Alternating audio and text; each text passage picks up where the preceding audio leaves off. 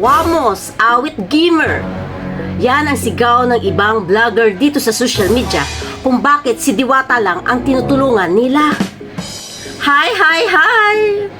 Okay, ako na sasagot sa mga tanong nyo. Bakit nga ba sa dinami-dami ng humihingi ng tulong? At bakit nga ba sa dinami-dami ng mga mahihirap sa ating lipunan? Bakit nga ba si Diwata lang ang tinutulungan?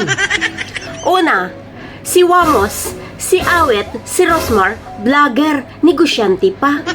At beside, hindi lang yan sila ang mga tumutulong at nagbibigay kay Diwata.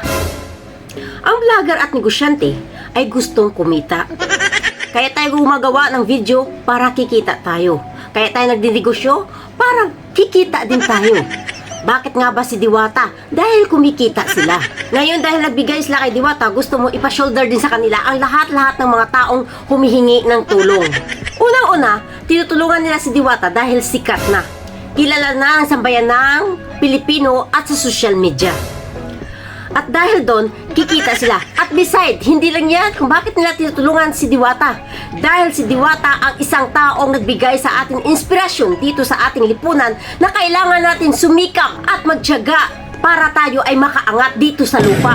Hindi ibig sabihin na tinutulungan nila si Diwata dahil sikat na. Hindi yun ang rason kung bakit nila tinutulungan pa, kung bakit umangat pa ang isang tao.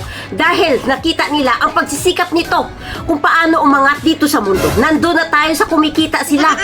Pero dapat pa rin natin unawain at intindihin na dapat ang tinutulungan natin dito yung mga taong sumisikap sa mundo.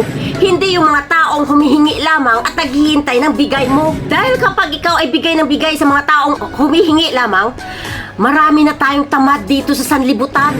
Dahil marami na nagbibigay sa kanila kahit hindi na sila nagtatrabaho. Kaya dapat natin intindihin na dapat natin tulungan yung mga taong nagsisikap dito. At beside, hindi lang naman si Diwata ang natulungan niya nila. Tingnan nyo rin kasi ang ibang tao na binibigyan nila.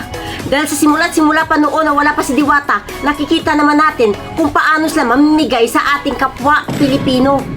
Si Wamos, si Rosmar, napakarami na yung mga taong tinulungan sa ating sanlibutan, sa ating lipunan.